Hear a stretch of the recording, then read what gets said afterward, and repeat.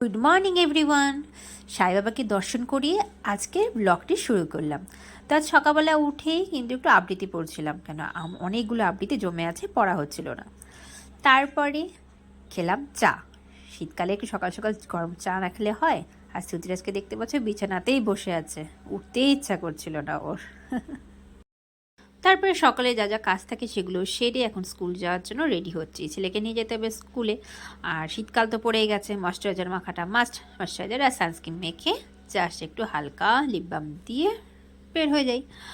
আর তোমাদেরকে সকালে বলেছিলাম যে আবৃত্তি পড়ছিলাম, তোমাদেরকে তো বলাই হয়নি, আমিও কিন্তু ছেলের সাথে আবৃত্তি শিখছি, জানো তো।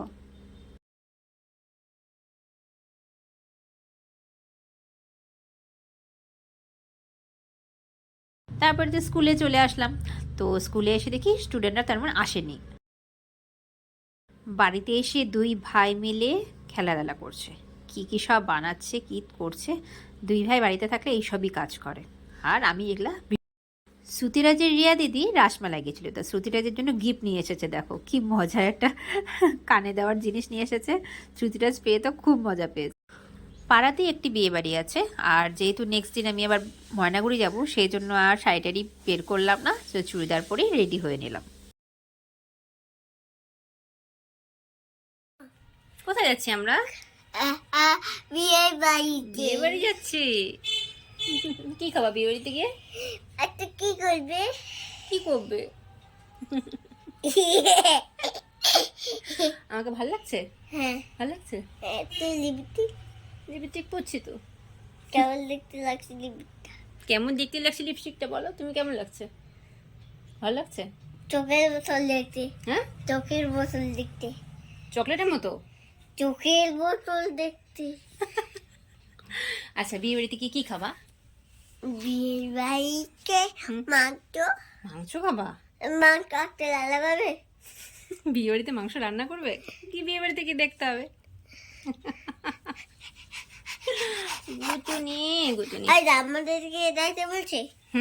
আমাদের গিয়ে ইনভাইট করছে। কাকাকে ইনভাইট করে নাই। ইনভাইট? হ্যাঁ। কাকার কাজ আছে তো, তাই যাবে না, আমরা যাব। তো সবাই চলো। দুই ভাই মিলে হাত ধরে চলছে বিয়ে বাড়ি। একদম বাড়ির সামনেই ছিল বিয়ে বাড়িটা, আর বাইরে কিন্তু খুবই ঠান্ডা ছিল।